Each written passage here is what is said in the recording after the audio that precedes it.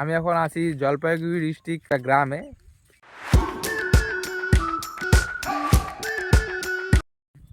Good morning বন্ধুরা, চায়ের সঙ্গে আপনাদেরকে আজকে আমি পরিচয় করে দিব চা বাগানের সঙ্গে। সকালের ভোরের হাওয়ার সঙ্গে মানুষ বাড়িতে বসে চা খায়, আমি চা বাগানের পাশ দিয়ে হাঁটছি।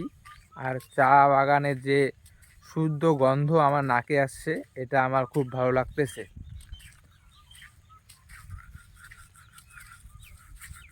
আমি এখন আছি জলপাইগুড়ি ডিস্ট্রিক্ট পানবাড়ি একটা গ্রামে।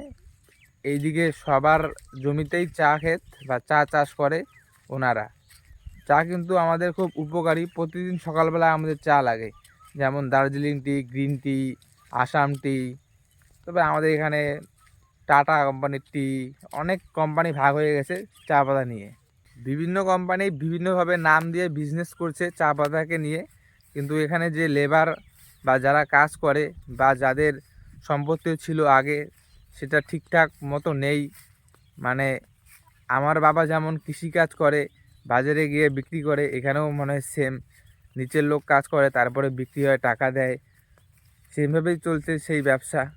এখানে সারি সারি চা গাছ বা চা গাছ দিয়েই চা বাগান তৈরি হয়েছে। এখানে সারি সারি চা বাগান, তার মিডিলে একটা ছোট্ট গাছ আছে যেখানে কোনো পাতা নেই। একে দাম দিচ্ছে না, পাতা হলেই এদের মতো হতো, একে বিক্রি করা যেত। কিন্তু চা গাছ যে আছে, চা গাছ আমাদের, যদি আমরা এটা তুলে নিয়ে যাই, এটা দিয়ে ভাত রান্না করতে পারবো। চা গাছের যে গাছের পাতা আছে সেটাতে আমরা অক্সিজেন পাচ্ছি, তারপরে চা পাতা বিক্রি করে টাকা পাচ্ছি।